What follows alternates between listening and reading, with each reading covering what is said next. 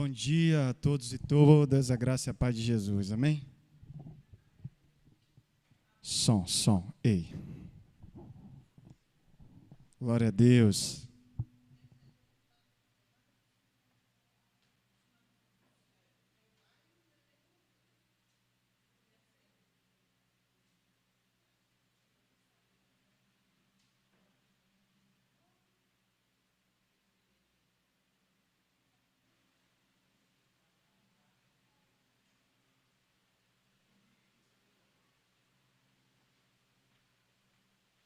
Som, ei, pronto.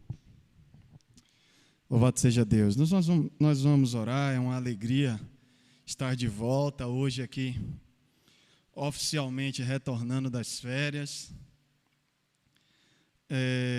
E também oficialmente retornando agora com mais uma filha no colo. Pois é, no meio dessas férias, os irmãos e irmãs já estão sabendo, Laura nasceu.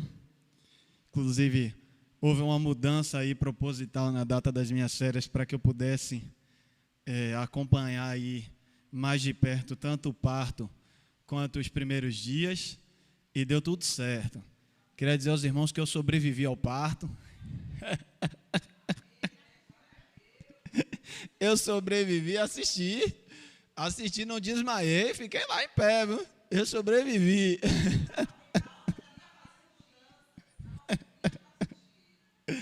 Ai. Eu sobrevivi. Evelyn também, graças a Deus. A dor foi forte. Ela que sabe dizer bem melhor do que eu. Mas eu que estava assistindo vi também que o negócio foi sério. Mas, graças a Deus, as lágrimas que ficaram foram a de alegria, né? Eu chorei parecendo um babão, novidade eu chorar, né?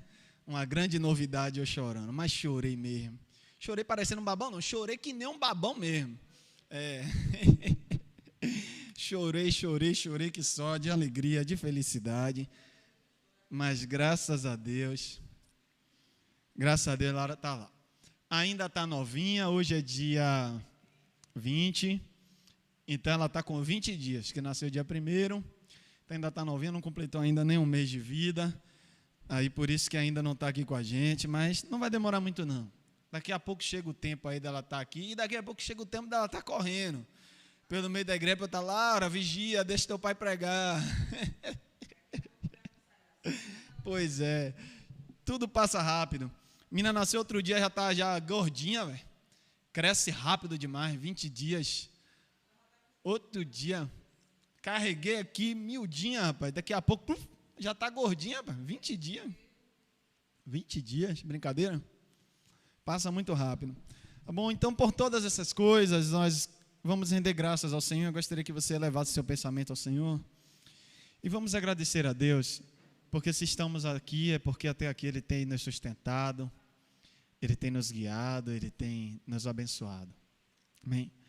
Senhor, graças te damos por essa manhã. Graças te damos pela vida, pelo ar que respiramos. Graças te damos, Senhor, pela bênção da salvação. Graças te damos, Senhor, pelo sacrifício de Jesus, que nos salva, que nos redime. Muito obrigado, Jesus.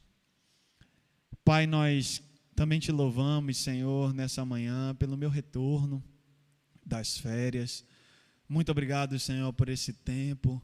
Muito obrigado, ó Deus, pelos irmãos e irmãs que tomaram a direção dos cultos, Senhor, e pregaram, e ministraram a palavra, e louvaram. Muito obrigado, Senhor Deus, por cada irmão e irmã, Senhor Deus, que durante esse tempo serviu com mais intensidade, Senhor, durante as minhas férias. Muito obrigado. Que o Senhor, de uma forma especial, derrame ricas bênçãos sobre a vida da tua filha Cláudia, Senhor Deus, que enquanto vice-presidente da igreja, Senhor Deus, seguiu firme na direção desta obra. Te agradecemos também, Senhor, pela vida do pastor Danilo, ó Deus, que sempre como servo dessa igreja, ó Deus, nunca deixou, ó Deus, de servir com alegria, Senhor, e com prontidão. E ao meu convite, Senhor Deus, com muita alegria e prontidão, Senhor, aceitou e veio. Muito obrigado, Senhor. Muito obrigado também, Senhor Deus, por Silvana e por Wilson, Senhor, que são 2 obreiros valorosos. Muito obrigado, Senhor Deus, pela vida deles, ó Deus. Muito obrigado, Senhor Deus, porque posso contar com eles, ó Deus, para tudo. Muito obrigado, Jesus. Que o Senhor, em nome de Jesus, continue a renovar ricas bênçãos sobre a vida dos teus filhos. Senhor, de uma forma especial também te agradeço pela vida da irmã Clemilda, pela vida de Wagner, pela vida de Jorge, Senhor Deus. Irmãos e irmãs que também serviram a comunidade nesses dias, ó Deus, com a música, que o Senhor continue, ó Deus, a abençoá-los em nome de Jesus. Pai bendito, se porventura esqueci o nome de alguém que possa ter tido uma atuação mais marcante, que o Senhor, ó Deus, também abençoe essas pessoas. Te agradecemos, ó Deus, por cada irmão e irmã também, Senhor, que dedicaram as suas vidas na manutenção da limpeza desse templo. Muito obrigado, ó Deus, por cada irmão e irmã, Senhor Deus, que durante esses dias se dedicou à limpeza, se dedicou à arrumação, se dedicou a servir a essa comunidade, ó Deus. Que o Senhor visite, ó Deus, embora eu não cite o nome, mas Tu sabes cada um que participou desse processo, e nós oramos nesse momento, Senhor, derrama ricas bênçãos sobre cada um dos Teus filhos e filhas, Senhor Deus, e fortalece-os na Tua graça, no Teu poder. Cada irmão e irmã, Senhor Deus, que abriu o templo para que o culto acontecesse, que o Senhor, ó Deus, também abençoe, ó Deus, que o Senhor derrame ricas bênçãos sobre cada um dos Teus filhos. Pai bendito, e se há mais alguma coisa que foi necessária para que durante este tempo das minhas férias os cultos funcionassem plenamente, com o Teu povo Te adorando, ó Deus, e Te servindo com alegria, se porventura esqueci de algum detalhe, de alguém que atuou em alguma coisa, certamente o Senhor não se esquece, e certamente o serviço do Teu povo não foi em vão no Senhor.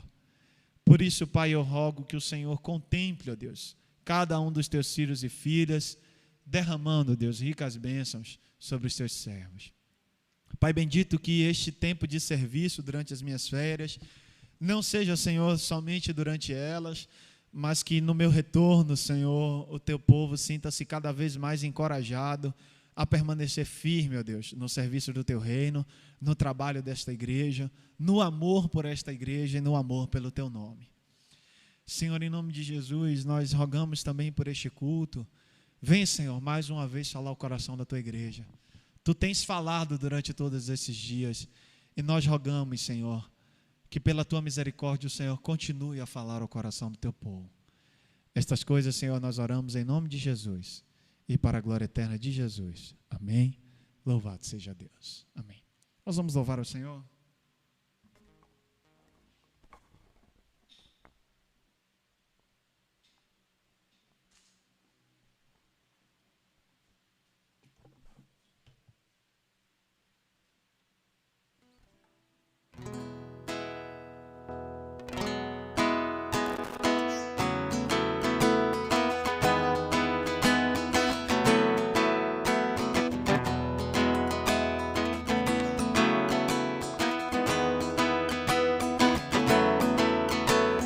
Hoje é tempo de louvar a Deus.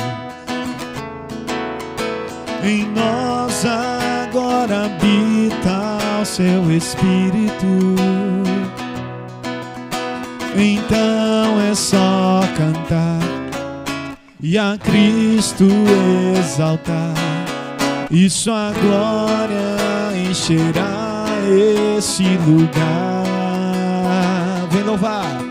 Vem louvar, sim, vem louvar. Vem louvar, sim, vem louvar.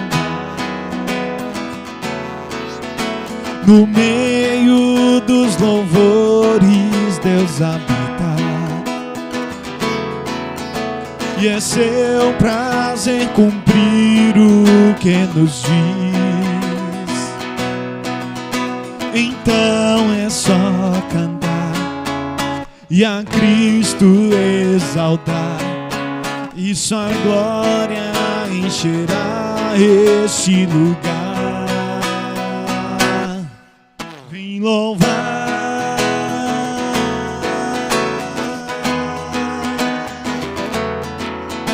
Louvar, sim,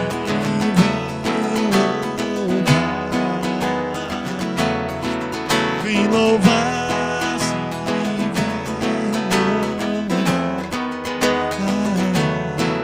vem louvar, sim, vem louvar, vem louvar.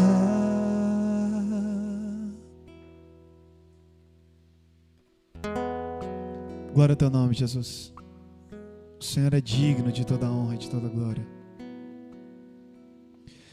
Luz do mundo, viestes à terra, pra que eu pudesse te ver. Tua beleza me leva a adorar-te. Quero contigo viver.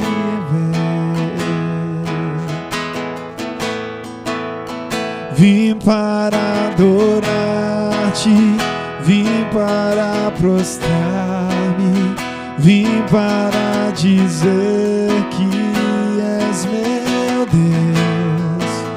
És totalmente amável, totalmente digno, tão maravilhoso para mim. Eterno Rei, exaltado nas alturas, glorioso nos céus. Humilde viestes à terra que criastes, por amor pobre se fez. Vim para adorar-te, vim para prostrar-me, vim para dizer que és meu Deus. És totalmente amável, totalmente digno, tão maravilhoso para mim. Vim para adorar-te, vim para prostrar-me, vim para dizer que és meu Deus.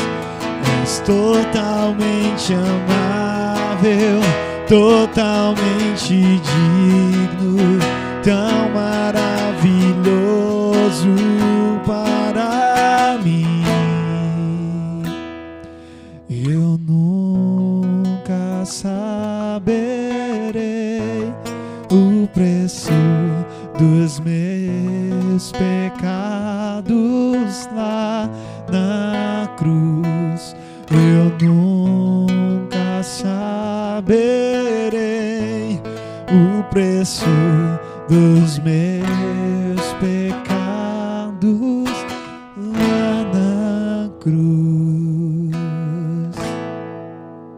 Vim para adorar-te, vim para prostrar-me, vim para dizer que és meu Deus.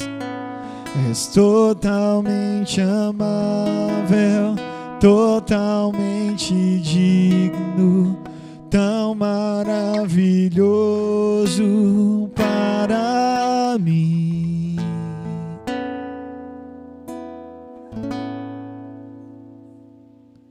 Glória ao teu nome, Senhor. Glória ao teu nome.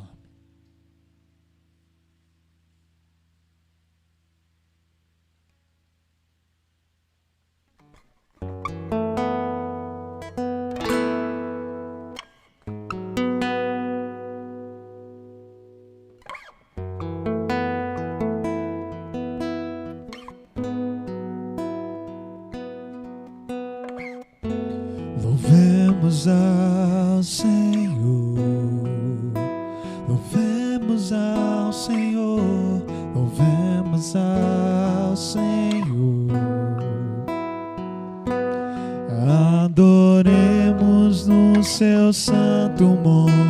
monte, nosso amado Pai, seu nome é santo.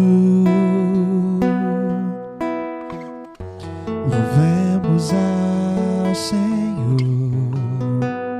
louvemos ao Senhor, louvemos ao Senhor.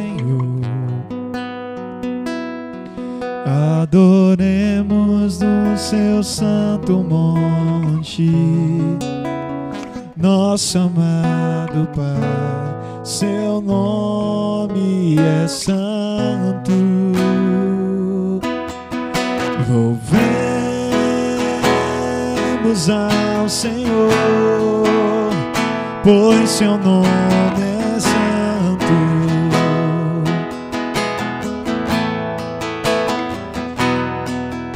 Louvemos ao Senhor, pois seu nome é grande.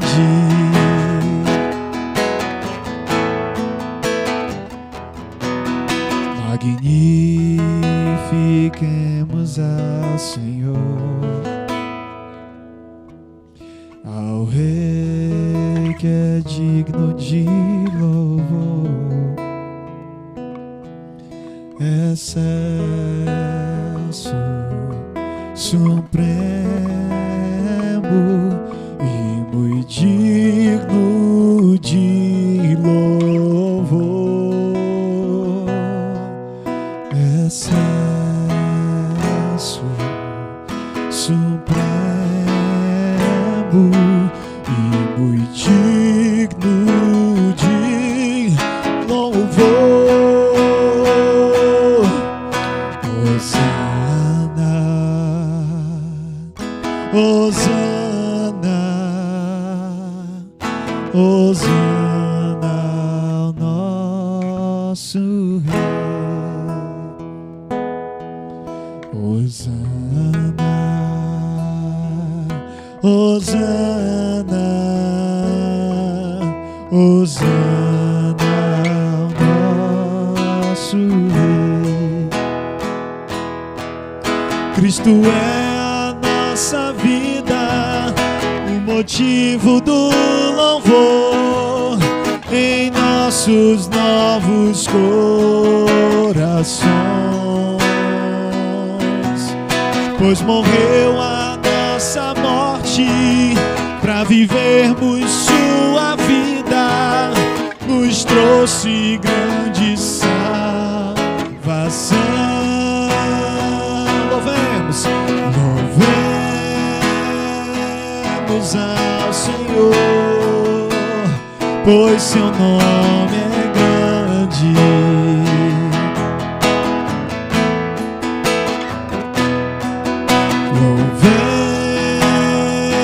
Louvemos ao Senhor, pois seu nome é grande.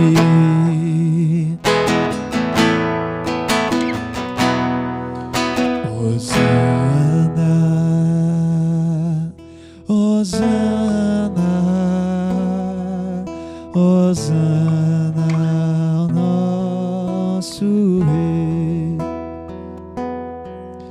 Hosana, Hosana, Hosana ao nosso Rei.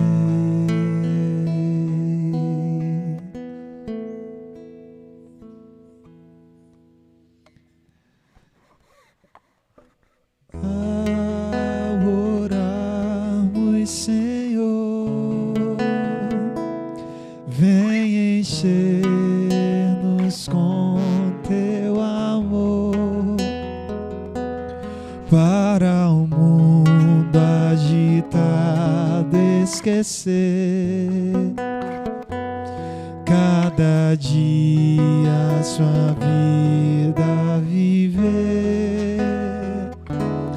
Nossas vidas vem, pois, transformar, refrigério pra alma nos dar, e agora com outros irmãos nos unimos aqui em oração.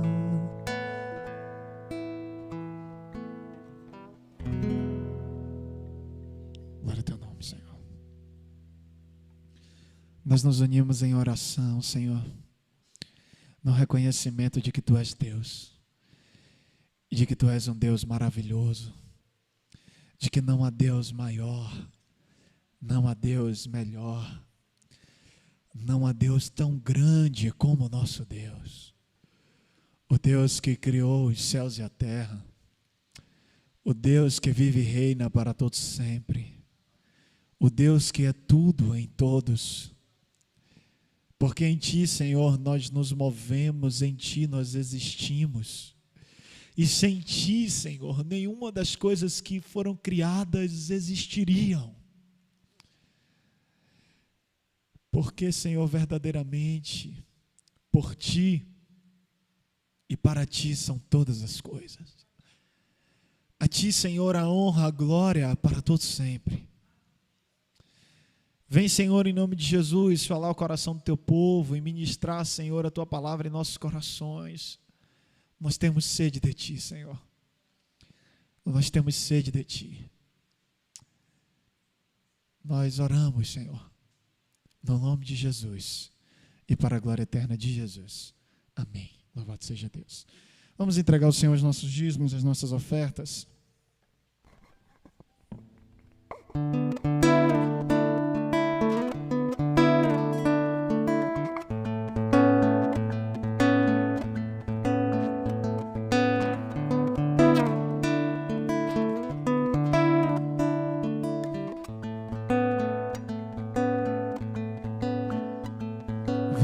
Senhor, minha vida oferecer como oferta de amor, sacrifício. Quero a minha vida a Te entregar como oferta viva em Teu altar.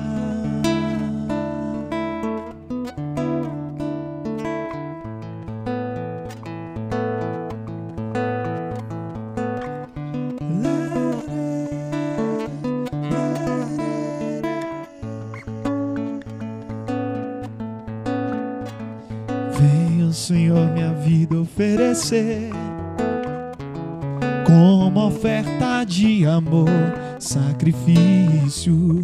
Quero a minha vida a Te entregar como oferta viva em Teu altar.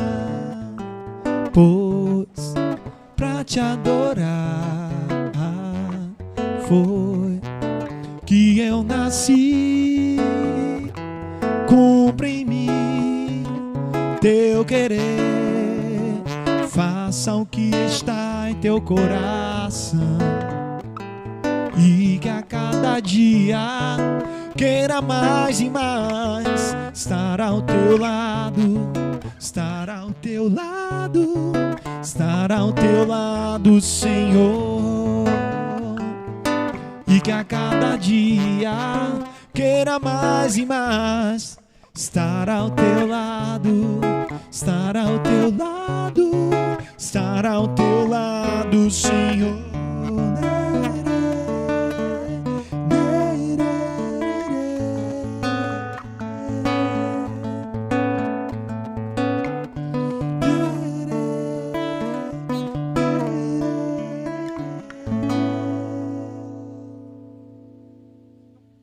Amém. Pode se sentar.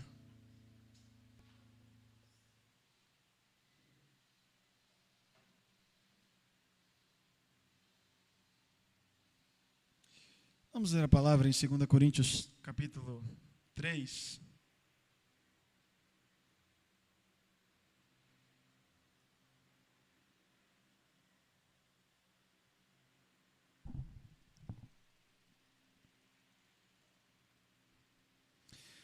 Nós vamos ler todo o capítulo 3. E nós estamos ainda refletindo sobre isso que é chamado de Corpus Paulino. Mas há uma relação muito profunda nos escritos de Paulo no tocante à relação entre lei e graça. Isso é um tema que Paulo vai bater o tempo todo, porque quanto mais a igreja compreendesse que estamos debaixo da graça e não debaixo da lei, mais eles iam entender o que era ser cristão. Então, nós até já meditamos em alguns outros cultos no capítulo 3 de 2 Coríntios, mas esse texto, ele não para de falar coisas ao nosso coração e a palavra se renova, né? Por isso eu gostaria de voltar a esse texto, voltar no sentido de que em algum momento desse ano nós já meditamos, mas hoje nós vamos meditar novamente nele. 2 Coríntios capítulo 3 diz assim: será que com isso estamos começando a nos recomendar a nós mesmos novamente? Será que precisamos, como alguns, de cartas de recomendação para vocês ou da parte de vocês? Vocês mesmos são a nossa carta, escrita em nosso coração, conhecida e lida por todos. Vocês demonstram que são uma carta de Cristo, resultado do nosso ministério, escrita não com tinta, mas com o Espírito do Deus vivo, não em tábuas de pedra, mas em tábuas de corações humanos.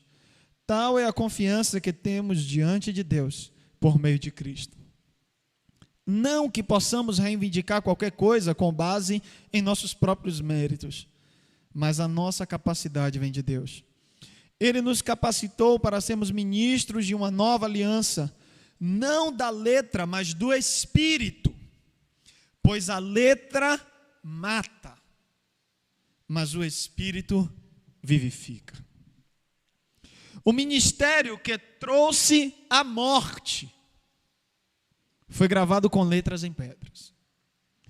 Mas esse ministério veio com tal glória que os israelitas não podiam fixar os olhos na face de Moisés por causa do resplendor do seu rosto, ainda que desvanecente.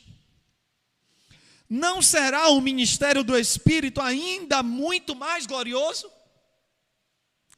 Se era glorioso o ministério que trouxe condenação, quanto mais glorioso será o ministério que produz justificação. Pois o que outrora foi glorioso, agora não tem glória, em comparação com a glória insuperável. E se o que estava se desvanecendo se manifestou com glória, quanto maior será a glória do que permanece. Portanto, visto que temos tal esperança, mostramos muita confiança. Não somos como Moisés, que colocava um véu sobre a face para que os israelitas não contemplassem o resplendor que se desvanecia. Na verdade, a mente deles se fechou, pois até hoje o mesmo véu permanece quando é lida a antiga aliança. Não foi retirada, porque é somente em Cristo que ele é removido. De fato, até o dia de hoje, quando Moisés é lido, um véu cobre os seus corações. Mas quando alguém se converte ao Senhor, aleluia, o véu é retirado. Ora, o Senhor é o Espírito, e onde está o Espírito do Senhor, ali há liberdade.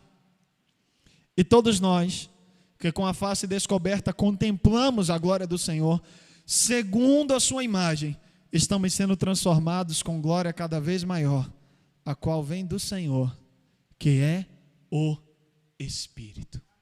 Aleluia. Há vida na graça. Há vida na graça.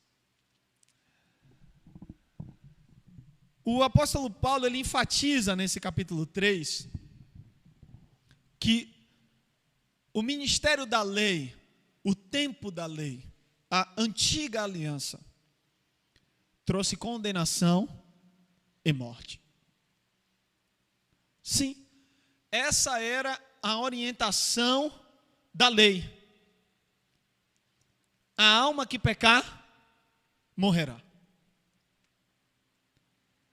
Essa era a lei.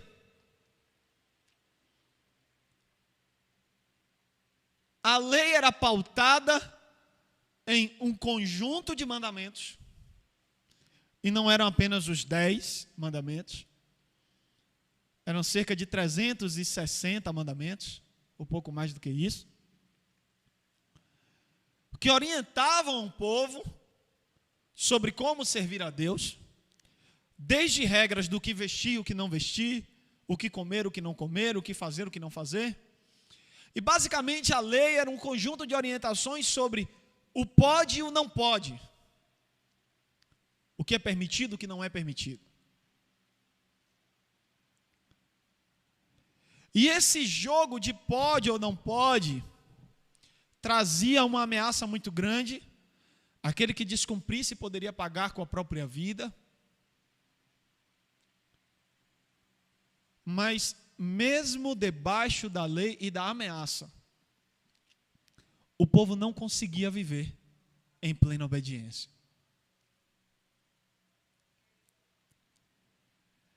E isso é uma lição que a Bíblia nos traz sobre como nós, seres humanos, somos. O ser humano não funciona na marra. Se você pegar uma criança e for ensinar ela a lição debaixo de porrada, você vai traumatizá-la. Ela não vai aprender nada. Não vai aprender nada.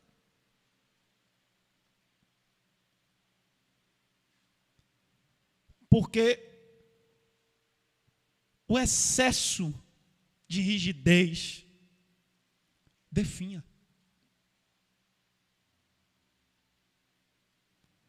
Não estou querendo com isso dizer que não deva haver lei alguma, ou que não deva haver ordem alguma, ou rigidez alguma. Não estou dizendo que o ideal é uma anarquia, um mundo sem lei. Não estou querendo dizer isso. Mas estou dizendo é que a lei do Antigo Testamento, ela era uma lei terrivelmente ameaçadora, e ela não funciona com seres humanos.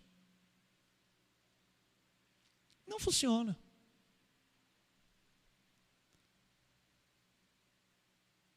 Porque o ser humano,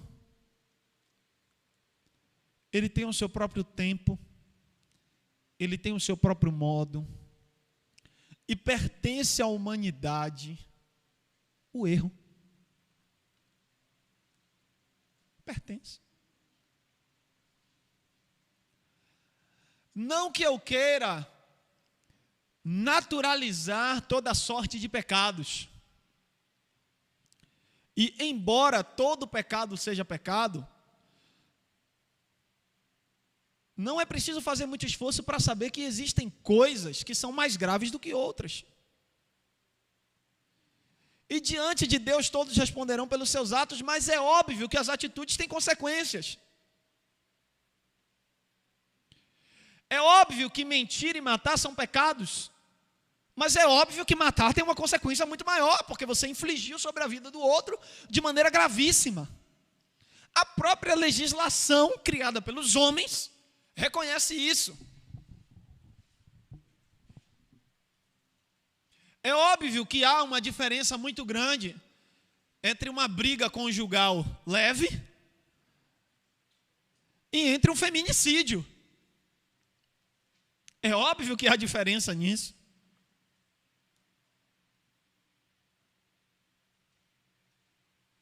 Há diferenças.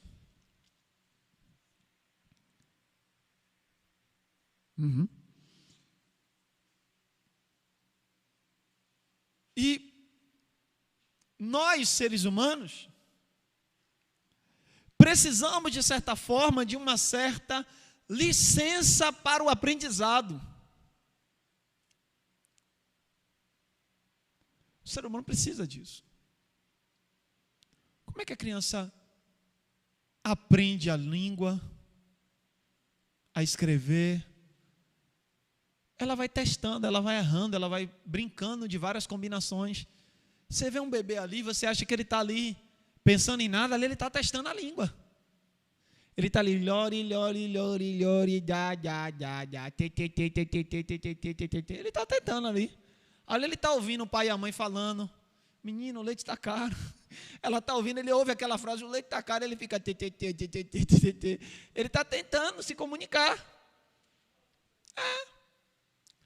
Aí daqui a pouco, chega uma determinada fase, que ele já está tendo uma compreensão maior. Aí ele já vai logo dizendo, dá.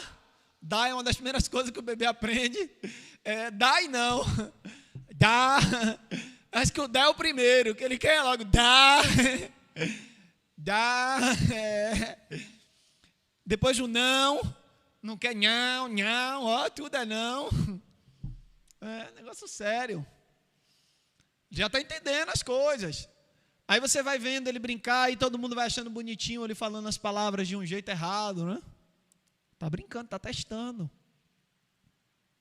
Brincando de errar até acertar. Brincando de errar até acertar.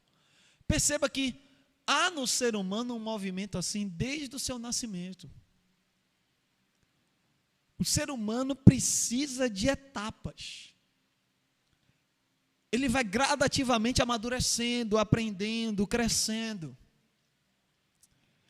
E na fé, na espiritualidade, na caminhada com Deus, as coisas não são muito diferentes. O ser humano precisa de tempo, de etapas, de processos e de certa licença para o erro, para que ele acerte. E eu sei que pode parecer um pouco estranho para o ouvido de alguns escutar isso, ainda mais de um pastor, né, que geralmente as coisas mais sensíveis a gente não espera ouvir de um pastor. Mas a gente precisa aprender a desenvolver uma espiritualidade da graça. Uma espiritualidade que tire de nós as máscaras e as ilusões de pessoas perfeitas. Tem um amigo meu, o Tony, ele pregou uma vez num acampamento da nossa igreja. O Tony, ele é pastor da Igreja Batista da cidade, e na igreja tem assim, desculpa, Igreja Batista, se ele estiver ouvindo, eu estou querendo transformar Tony em Batista. A igreja dele é uma igreja independente chamada Igreja da Cidade. E aí tem uma placa na entrada da igreja que é assim, é proibida a entrada de pessoas perfeitas. É proibida a entrada de pessoas perfeitas. Se você é perfeito, você não entre não. Acho que devia botar uma placa dessa em tudo quanto era igreja. É proibida a entrada de pessoas perfeitas. E não tem nada novo nisso. Jesus foi que começou a dizer isso. Jesus olhou para os fariseus e disse, eu não vim para os sãos. Quem acha que não tem nada para curar na vida, quem acha que não tem que acertar nada, quem acha que não precisa de cura nenhuma, quem acha que não tem defeito algum, problema nenhum na vida, não precisa de Jesus. Jesus disse, eu não vim para os sãos, eu vim para os enfermos.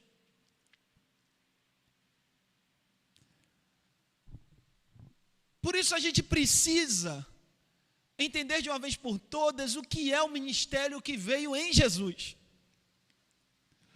Porque Jesus veio escancarar a falência da lei. Jesus veio mostrar, olha, a lei não dá conta. Por quê? Olha para o ministério de Jesus. Trazem uma mulher, pegam adultério, jogam ela no meio, sabe assim, naquela roda de um bando de homens humilhando aquela mulher, aquela exposição pública, aquela vergonha. E ele diz assim, mestre, a lei mandou apedrejar. A lei mandava. A lei mandava.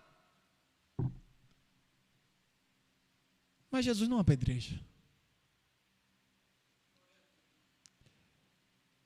A lei dizia aquilo. Jesus olha para aquela mulher e diz, vai e não peques mais. Jesus trata ela com misericórdia e dá a ela a chance de aprender, de crescer, de acertar. Graça. O ministério da lei era um ministério que trazia morte. Se Jesus fosse legalista, aquele que segue a lei, arrisca, o defensor da lei, a lei acima de tudo, aquela mulher estaria morta, apedrejada. E se ele fosse legalista mesmo, o homem que foi pego em adultério também com ela, deveria também ser apedrejado. O que é pior, porque tem gente que diz assim, estava errado porque só levou a mulher. E se tivesse um homem e a mulher, e os dois fossem apedrejados, estava errado também. Porque iam ser dois seres humanos sendo apedrejados. A lei não dava conta. E é isso que precisa ficar claro. Há quem interprete esse texto dizendo eles não estavam cumprindo a lei porque o homem também tinha que ser apedrejado. Sim, e se eles cumprissem a lei e levassem os dois, e os dois fossem apedrejados? Estava certo isso? A lei não dá conta, é uma coisa muito mais profunda. O problema não é apedrejar só a mulher. O problema é apedrejar seja lá quem for. O problema é muito mais profundo. Há um problema na lei, sim. E Paulo diz isso. Paulo chama a lei de um ministério que trouxe a morte. Paulo está dizendo isso. É a antiga aliança. A lei não dá conta. Fariseus eram legalistas. Jesus cura um homem no sábado. O homem era um paralítico. Vivia deitado numa maca. A lei dizia, não trabalhe no sábado. E havia vários detalhes sobre o que você não poderia fazer no sábado. Um homem levanta, curado, carrega a maca. Esse é o texto. Os caras dizem assim, que eu entrei na comédia, os caras acham assim, rapaz, como é que você é pastor e entrou na comédia? Eu disse assim, rapaz, tem tanta coisa engraçada na Bíblia que você não sabe. Porque aí, na moral, como é que não ri com um negócio desse? O cara era paralítico, véio, a vida toda. Jesus cura um homem. No sábado ele levanta, carrega a maca. Os fariseus foram brigar com Jesus porque ele carregou a maca. Curou, mas ele carregou a maca. Quer dizer, o foco da vida legalista cega eles para a sensibilidade com a vida. E é isso que a lei faz. A lei, ela nos desmoraliza. Como assim, pastor? A moral é aquilo que você faz quando ninguém vê. Essa é a sua moral. Ninguém está lhe vendo. Como você se comporta quando ninguém lhe vê? Ali está a sua moral. Só que a moral está ligada a valores internos profundos. Você acredita nisso independente de regras externas. Independente de alguém te mandar ou não. São seus valores. A lei, ela desmoraliza. Por que ela desmoraliza? Eu vou te dar um exemplo e você vai entender isso na Bíblia. Eu vou te dar um exemplo daquilo que eu tenho visto. Eu estou indo de manhã para o trabalho, dando aula como professor, pego o buzu lotado. Saio cedo, mesmo assim pego o buzu lotado. Eu e todo mundo na vida, né? Aí, entro no buzu, aí tem as cadeirinhas amarelinhas que são para pessoas que têm direito ao assento preferencial. Aí entra um número de idosos naquele ônibus. Uma quantidade de idosos lota as cadeiras amarelas, mas tem outros idosos que ficam em pé. E as pessoas que estão sentadas nas cadeiras cinzas não levantam para dar lugar aos idosos. Com o seguinte argumento, o lugar deles é a cadeira amarela.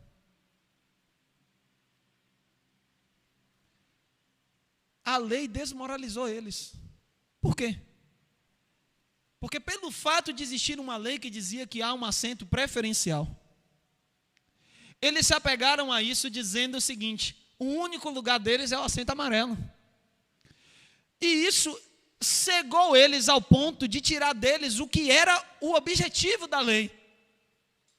O objetivo da lei era fazer com que pessoas se sensibilizassem aos idosos e a outras pessoas que são de um grupo preferencial, para que os indivíduos que não são desse grupo se levantem e concedam lugar a eles.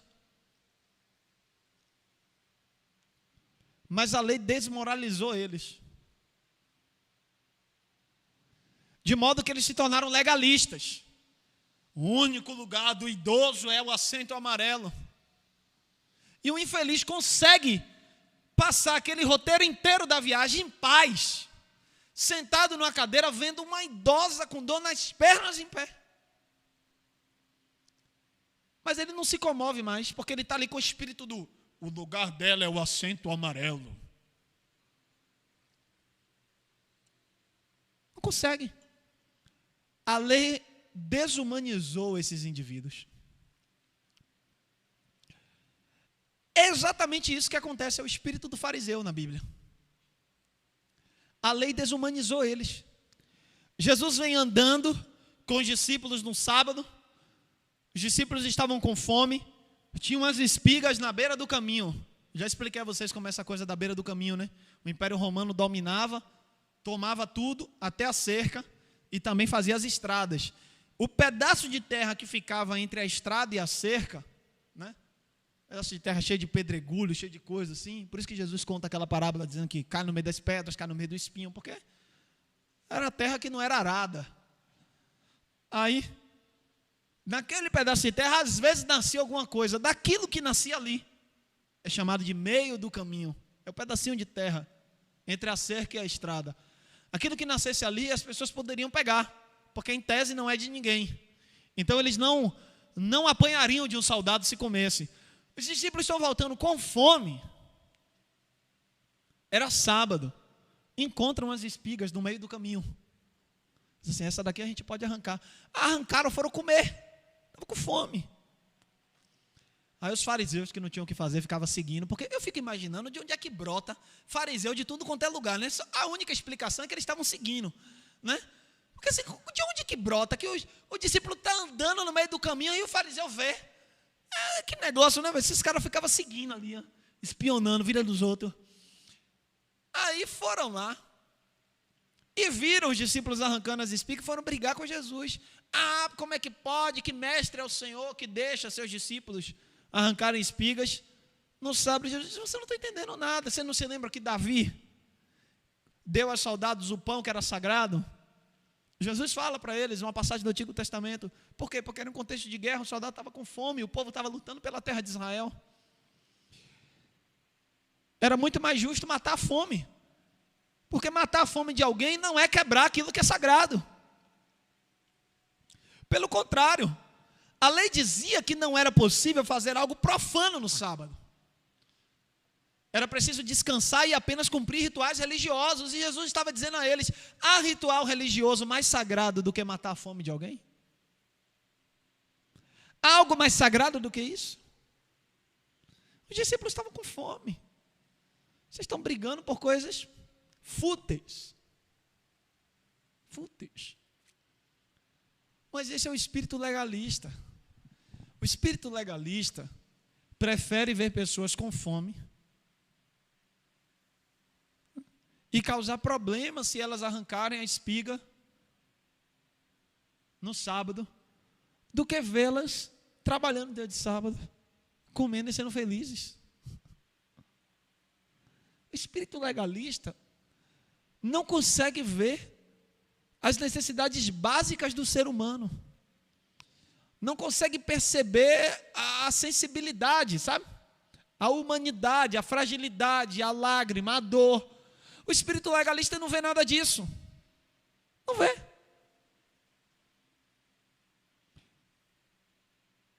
O espírito legalista só vê regras que devem ser cumpridas acima de tudo. Aí o apóstolo Paulo diz o seguinte, olha, esse ministério trazia morte, mas há um ministério que tem uma glória muito maior. Há o ministério da graça. Esse produz vida. Esse produz vida. O ministério da graça não é mais um jogo de pode ou não pode. O que é o ministério da graça, então, agora? É aquilo que Deus já tinha prometido ao profeta Ezequiel. Colocarei sobre o meu povo o meu espírito. trocarei o coração de pedra por um coração de carne. A dureza do coração seria trocada. Deus quebraria a dureza do coração e daria a eles um coração de carne, ou seja, um coração humano, um coração sensível. A sensibilidade viria pelo fato de Deus colocar sobre esse povo o Espírito dele. Essa promessa que foi dada ao profeta Ezequiel e que foi dada a tantos outros profetas no Antigo Testamento, como o profeta Joel e tantos outros, essa promessa de que o Espírito seria derramado, era uma promessa de que nós nos tornaríamos mais humanos, mais sensíveis. E quando Deus fala ao profeta Ezequiel, Deus fala assim: olha, colocarei o meu Espírito e eles conseguirão obedecer as minhas palavras. Por quê? Porque o povo simplesmente no jogo do pode ou não pode, não conseguia obedecer à vontade de Deus.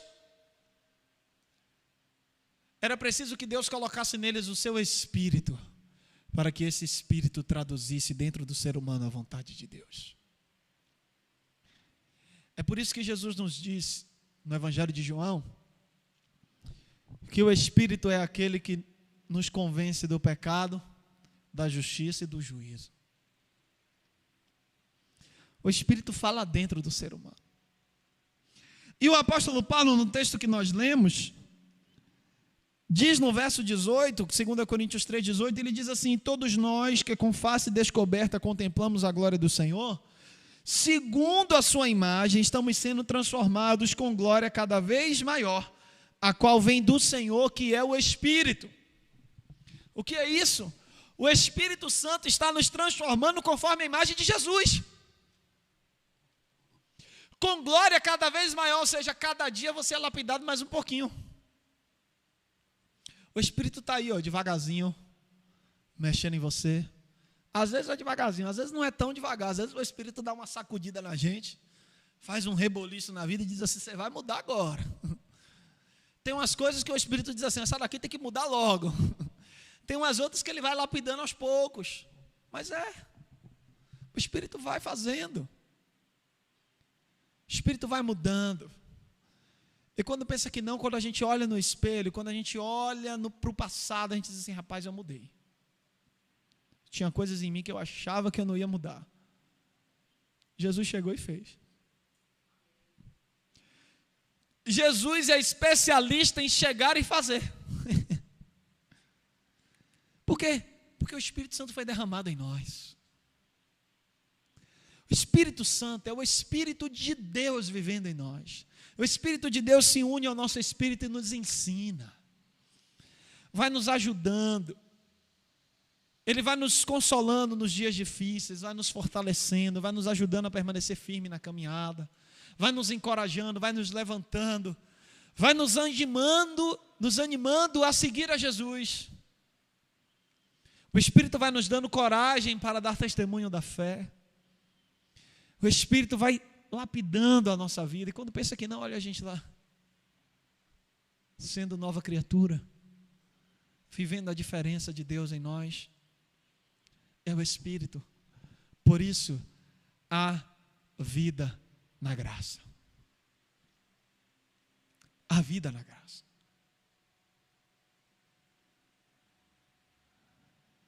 Quando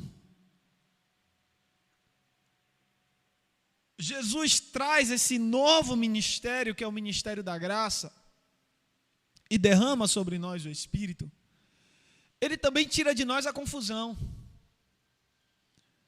Como assim, pastor? É porque no Antigo Testamento discernir a vontade de Deus era algo muito difícil. As pessoas eram dependentes de sacerdotes. E se o sacerdote falasse a vontade errada de Deus, o povo ia atrás do ensino errado. O povo dependia de intermediadores para conseguir acessar a Deus. Alguém tinha que levar o sacrifício dessa pessoa para que ela fosse perdoada por Deus. Não havia livre acesso ao Pai. E a vontade de Deus era dificílima de discernir. Tem um texto em 1 Samuel que eu acho que ele é o cúmulo do absurdo. Dê uma olhadinha. 1 Samuel, capítulo 6.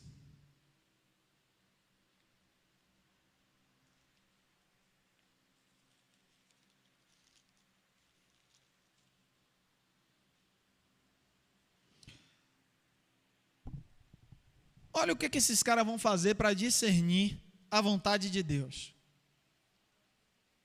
Primeiro livro de Samuel, 1 Samuel 6, do verso 7 ao verso 9.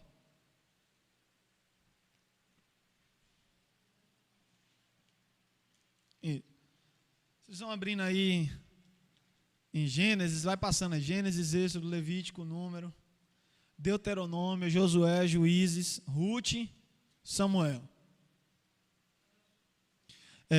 Primeiro livro de Samuel, capítulo 6, do versículo 7 ao versículo 9. Olha que confusão era para esses caras discernir a vontade de Deus. Preste atenção.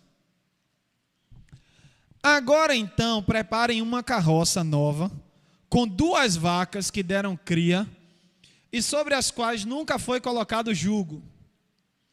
Arrumem-nas a carroça, mas afastem delas os seus bezerros e ponham-nos no curral.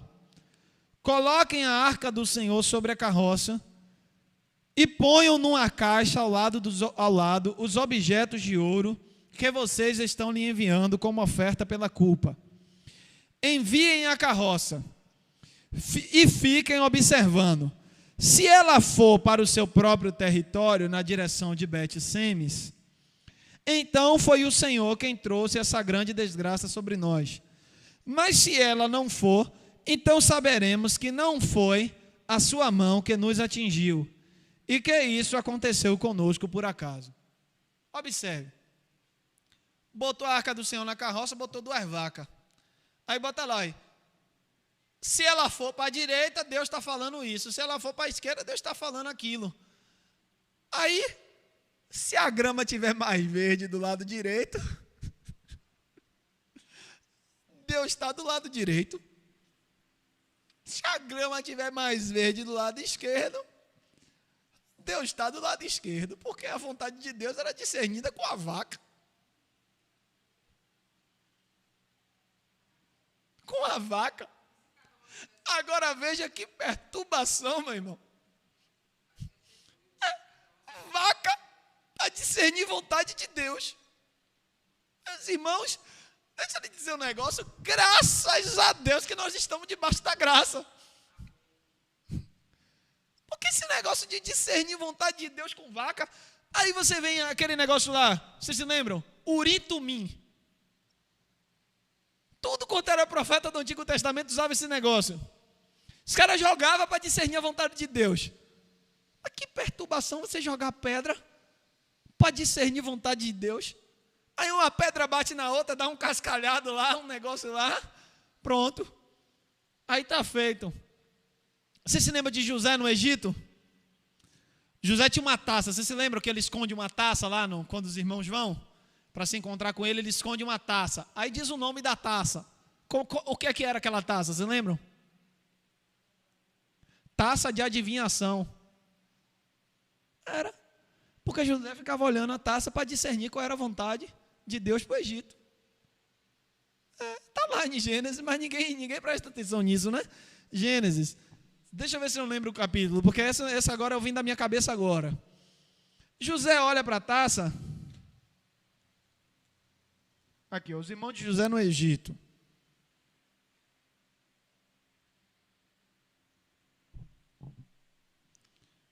Deve ser aqui, entre o capítulo 42, por aqui. A taça de José, pronto.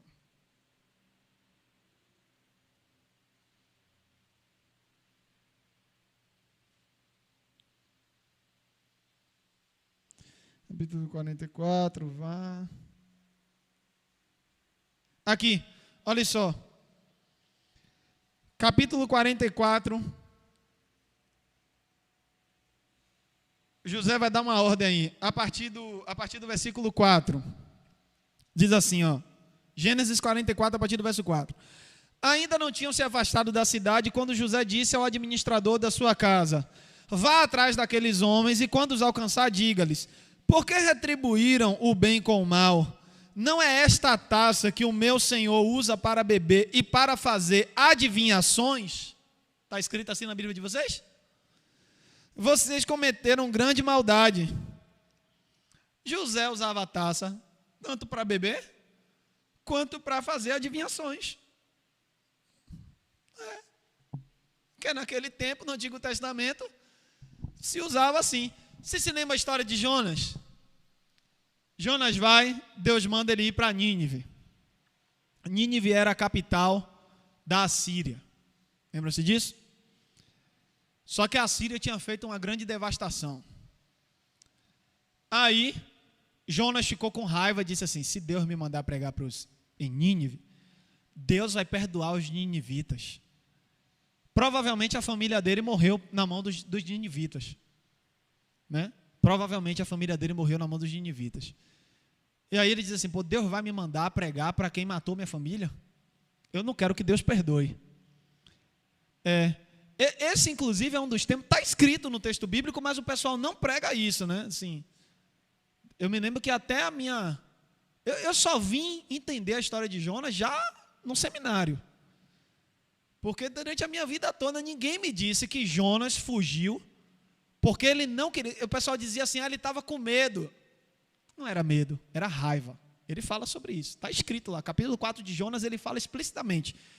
Dê uma olhadinha aí, eu gosto de falar e comprovar. Dê uma olhadinha lá em Jonas. Jonas é mais difícil de achar, que fica lá naquele finalzinho lá. É mais fácil você abrir em Mateus e ir futucando aí até achar Jonas. Jonas fica antes de Miqueias. Se você achou aí Miqueias, Naum, Abacuque, você vai voltando. Jonas fica depois de Amós, Obadias, tem Amós, Obadias, Jonas, Miqueias, Naum, Abacuque, Sofonias, Ageu, Zacarias e Malaquias. Jonas fica lá no meio.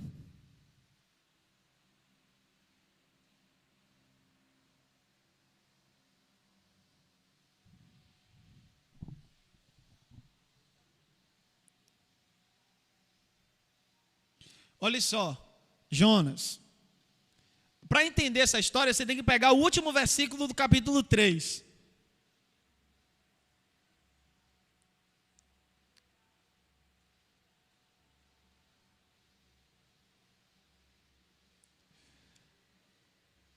Jonas capítulo 3, versículo 10. Olha o versículo 10. Olha, você vai entender o que aconteceu, depois você vai entender a fala de Jonas. Jonas capítulo 3, versículo 10 diz assim: tendo em vista o que eles fizeram e como abandonaram os seus maus caminhos, Deus se arrependeu e não os destruiu como tinha ameaçado. Está vendo? É isso aqui a virada. Aí a gente vai entender o capítulo 4. O que foi isso? O peixe engoliu Jonas, né? Mandou ele de volta para Nínive. Né? E aí ele pregou, o povo se converteu e Deus não destruiu. Aí vem o capítulo 4. Presta atenção no capítulo 4, que é isso aqui que explica a história. Jonas, porém, ficou profundamente descontente com isso e enfureceu-se. Com isso o quê? Com o fato do povo ter se convertido e Deus não ter descido a ripa neles. Aí continua o verso 2. Ele orou, Senhor, olha a oração do profeta. Senhor, não foi por isso que eu disse quando ainda estava em casa?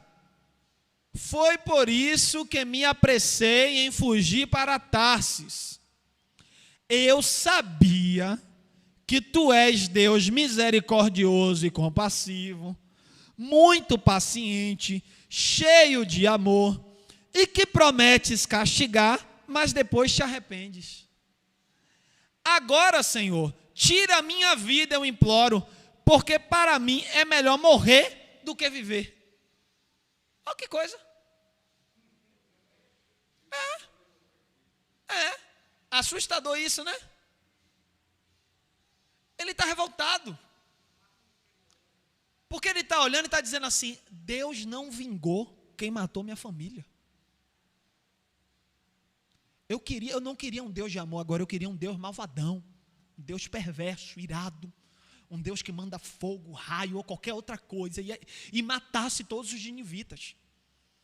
E ele está irado dizendo, eu quis fugir para Tarsis para não pregar a tua misericórdia para eles. O Senhor foi, fez um peixe me engolir, me jogou de volta lá, eu preguei, eles se converteram e agora o Senhor não vai matar ninguém. Aí ele diz assim, então pelo menos me mate, porque ficar vivo vendo esses homens vivos. Mas essa história, se vocês estão surpresos, não se estranhem não, porque eu só vim aprender isso aqui depois, porque não ensinam a gente a ler a Bíblia, né? O tempo todo que eu aprendi desde pequeno é que Jonas era o profeta fujão, mas ninguém me dizia por quê. Quando diziam assim, ele estava com medo de ir para Nínive, então ele fugiu, mas Deus pegou e disse a ele, tenha coragem, joga ele, não sei o que, não era isso. Como a gente diz aqui, o buraco é mais embaixo, o negócio era muito mais forte. E eu até entendo, né, porque que na infância talvez não quisesse ensinar isso, porque é muito forte você dizer isso para uma criança, né? Você dizer assim, mataram a família dele toda e Deus mandou ele pregar para o assassino. Esse negócio aí vai quebrar o clima da escola bíblica, né? Não vai ter mais clima para você dizer isso para uma criança, mas o texto é isso. Aí, observe, mas pastor, por que você falou de Jonas? Eu estava falando aqui das coisas, como era estranho a discernir a vontade de Deus no Antigo Testamento. Os homens que não eram servos de Javé, jogaram lá as pedras para descobrir quem era o culpado da tempestade no barco. E bateu em quem? Em Jonas. Aí Jonas disse, sou eu mesmo, me jogue no mar que vocês vão ver o mar acalmar. E jogaram Jonas e o mar acalmou. Está vendo que perturbação? O Antigo Testamento é confuso. É confuso. Ele é tão confuso que os pais da igreja discutiam o seguinte. Teve pai da igreja, os primeiros líderes da igreja, que disse o seguinte, a gente deve abandonar o Antigo Testamento. A gente deve ficar só com o novo. Os pais da igreja diziam isso. Teve um grupo de pais da igreja que dizia o seguinte, a gente só pode ficar com os profetas e com os salmos, o restante arranca. É sério. Eles debatiam isso. No início da igreja já havia esse debate. Aí eles estão dizendo, não, vamos ficar com o Antigo Testamento, mas vamos fazer a ressalva de que todo o Antigo Testamento deverá ser lido a partir de Jesus. Aí foi aí que nasceu essa ideia de que Jesus é a chave hermenêutica, ou seja, a chave para interpretar. O Antigo Testamento é como um baú, você só vai conseguir abri-lo se você colocar a chave Jesus. Só vai tirar a profundidade dele se você encaixar a chave Jesus. Bom, mas o que ao mesmo tempo esses textos nos revelam? Que discernir a vontade de Deus no Antigo Testamento era um negócio muito confuso.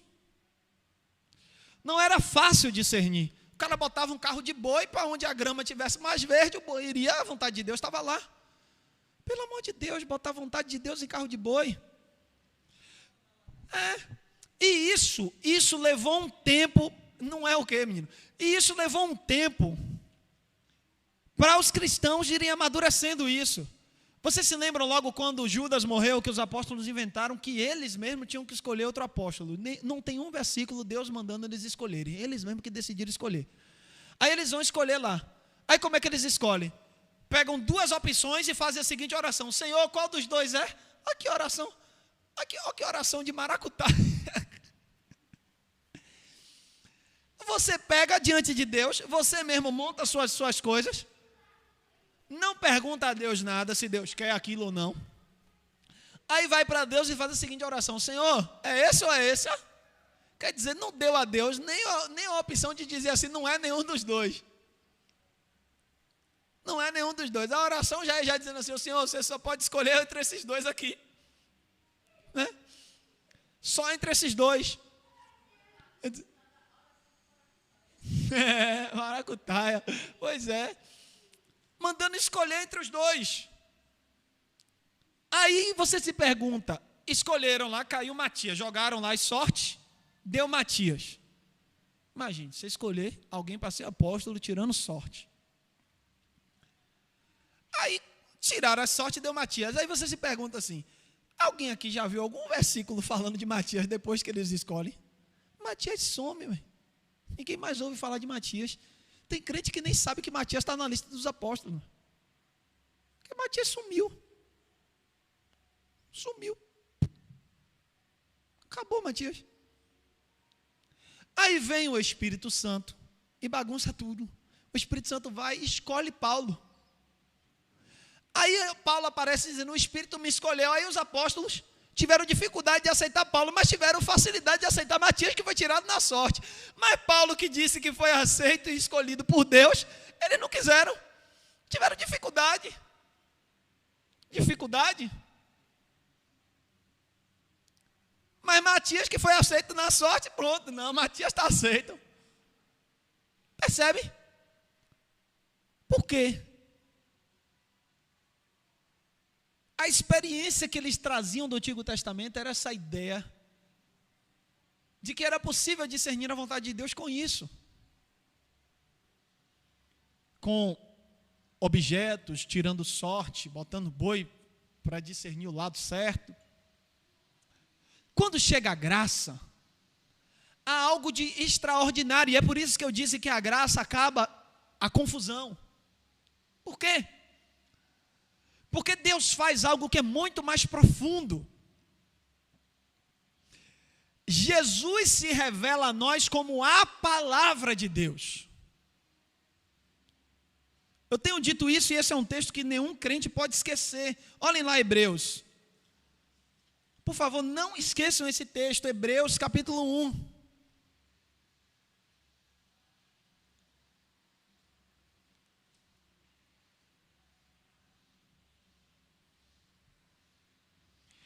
Hebreus 1.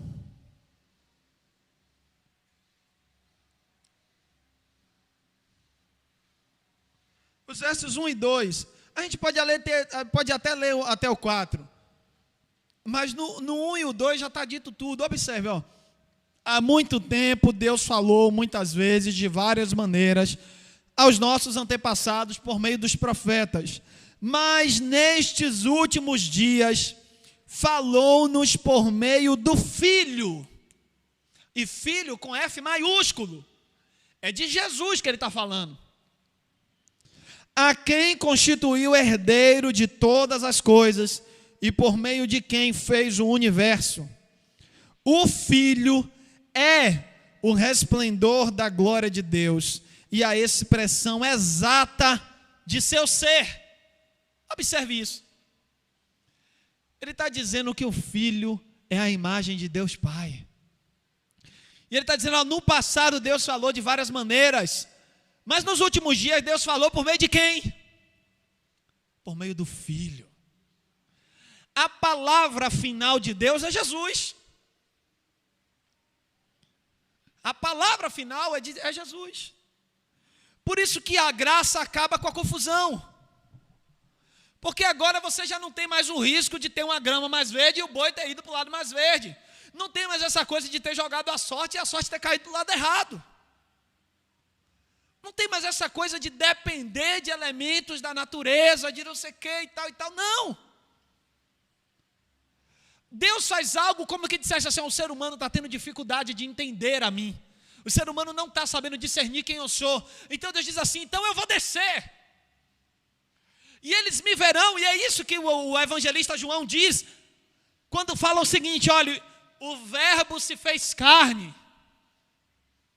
e vimos a sua glória, como a glória do unigênito do Pai. João diz isso no capítulo 1.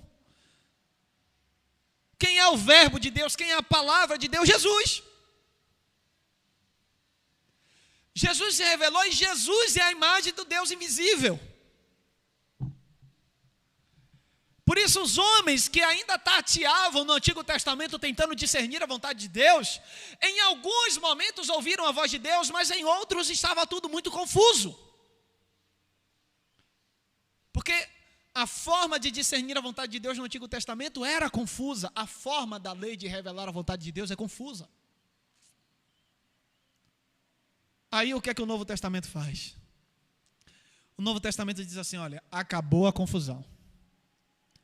A palavra final de Deus é Jesus. Vocês estão com dúvida sobre alguma coisa em relação a Deus, olhem para Jesus. Vocês estão com dúvida em relação a como vocês devem viver, olhem para Jesus. Jesus é a palavra final. Aí alguém poderia vir assim, dizer assim, olha, mas a imagem do Antigo Testamento e não sei o que, aí o Novo Testamento diz o seguinte, aquilo lá era uma imagem inexata. Porque Hebreus está dizendo que Jesus é a expressão exata. Se Jesus é a expressão exata, o que veio antes de Jesus não era exato. Não era exato. E se não era exato, tinha margem de erro. E meus irmãos, acho que no dia do boi a margem de erro era muito grande. No dia do carro do boi a margem de erro não era brincadeira. Tinha margem de erro ali, mas em Jesus não. Em Jesus não, é por isso que nós somos cristãos. Cristãos. Nós não somos judeus, porque não nos basta apenas o Antigo Testamento. Nem somos bibliólatras, porque não nos basta a Bíblia. Nós somos cristãos, porque a suficiência está em Cristo Jesus. E por estarmos em Jesus, nós vamos até a Bíblia. E interpretamos a Bíblia a partir de Jesus, mas porque estamos em Jesus. E o apóstolo Paulo, no texto que estamos meditando como base, no capítulo 3 de 2 Coríntios, ainda faz uma ressalva dizendo o seguinte, olhe, de fato, até o dia de hoje, quando Moisés é lido, um véu cobre os corações. Mas quando alguém se converte ao Senhor, o véu é retirado. É por isso que a gente lê a Bíblia a partir de Jesus. Nós somos cristãos. Jesus é o nosso guia, Jesus é o nosso padrão, é a Jesus que seguimos, e é por causa de Jesus e por meio de Jesus que nós interpretamos as Escrituras e nós seguimos a nossa forma de viver.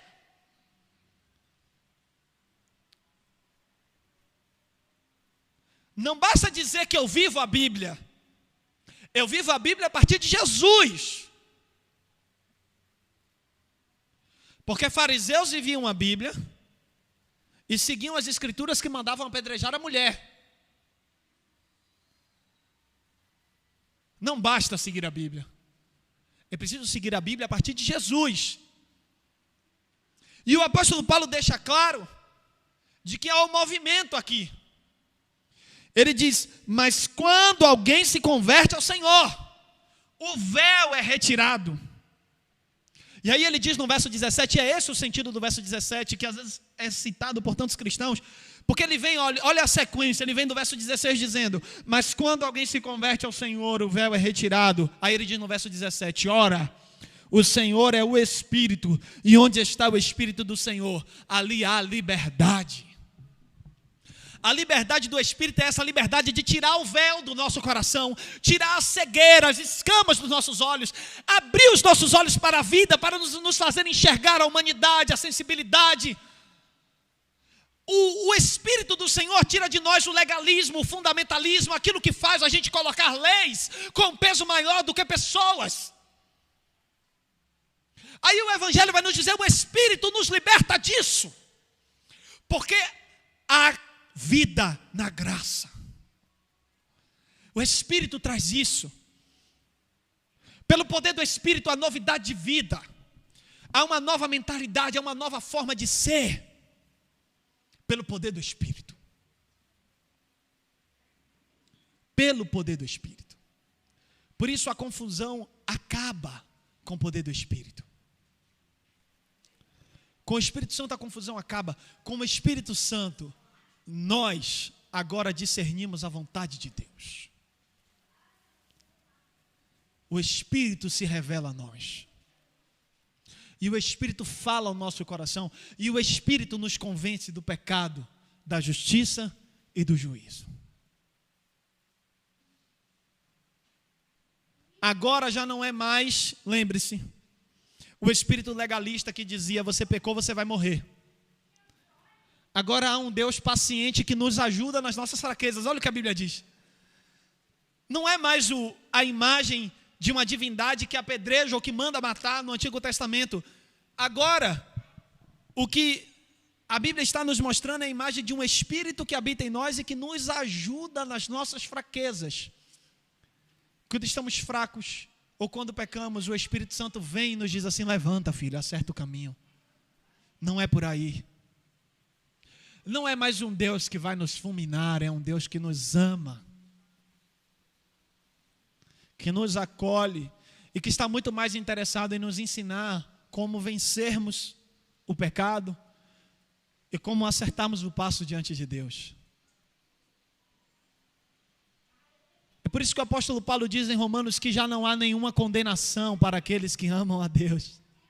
Nenhuma condenação há para quem está em Cristo Jesus. Acabou a condenação. Há agora o quê? Justificação. Eu e você fomos aceitos diante de Deus. Amém? Que Deus em Cristo nos abençoe. O discipulado com crianças pediu para apresentar aqui no final, então gostaria de convidá-los aqui à frente.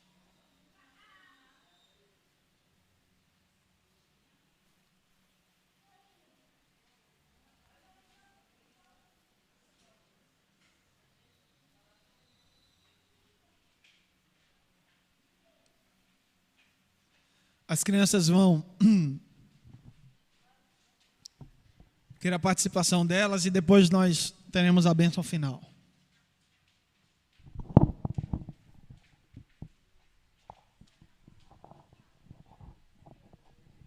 Aqui em cima, Cruz.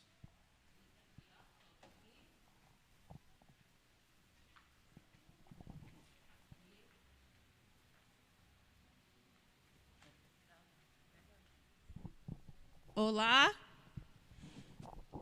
bom dia, paz do Senhor. Nosso discipulado com crianças irá ter uma participação aqui agora de manhã. Vamos dizer o que foi que eles aprenderam nessa manhã. A prova vai fazer umas perguntinhas e os alunos vão responder para os irmãos, porque o discipulado com criança não é só brincar, né, gente? Aprende, lancha, brinca, faz tudo que tem direito. Eu vou perguntar à aluna o que foi que a aluna aprendeu hoje na classe. Eu aprendi que não é para maltratar as plantas. Não pode queimar com fogo, não pode arrancar a plantinha. E quem criou as plantinhas? Jesus. Aprendeu o que hoje, Enzo? Que não pode maltratar as plantas. E quem criou as plantas, Enzo? Jesus. Muito bem, parabéns para o discipulado com crianças tem um mimozinho para o nosso pastor. O discipulado com crianças tem um mimo para o nosso pastor. Vamos lá, pegar lá na mão do...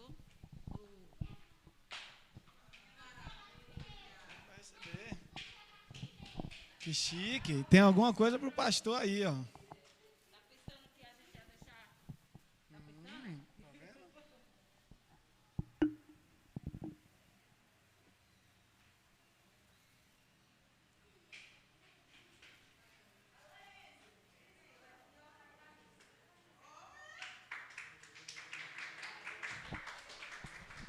Olha que linda, gente. Subam, venham cá.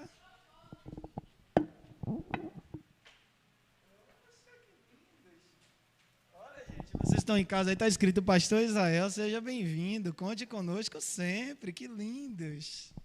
Palmas para eles. Olha que cesta linda, meu Deus.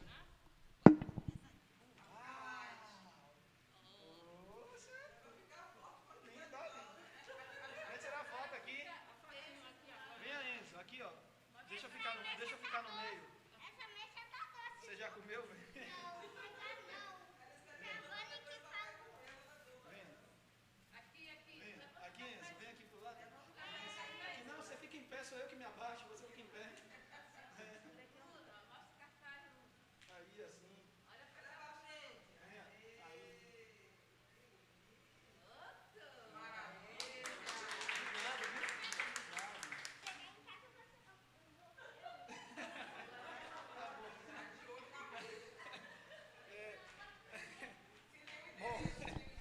Bom, Luna já avisou que a ameixa já tem dono.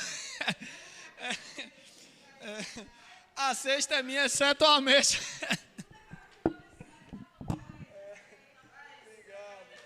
Obrigado, Enzo. Obrigado. Ô, gente, que lindo. Muito obrigado.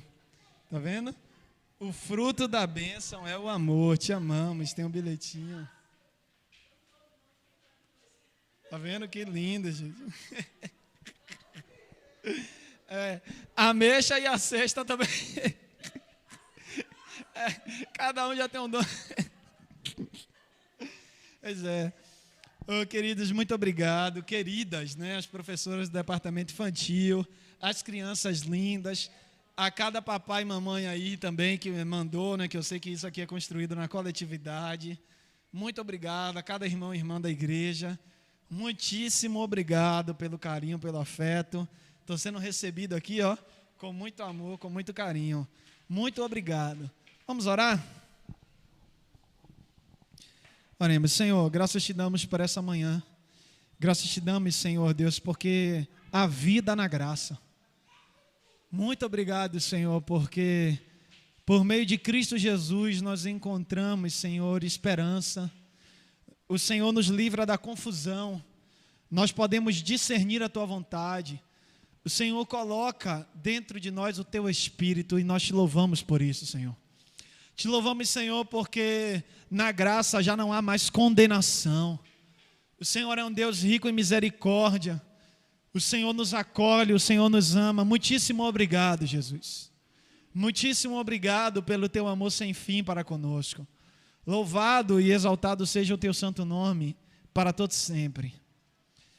Que o amor de Deus o Pai, a graça bendita de Jesus Cristo e a comunhão do Santo Espírito permaneçam sobre todos nós e sobre toda a face da terra, agora e para todos sempre.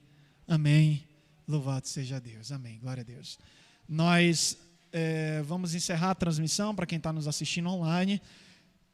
E à noite nós veremos novamente às 18 horas. Espero vocês aqui. Não fiquem doentes, não morram e nem faltem. Tá bom? Deus abençoe.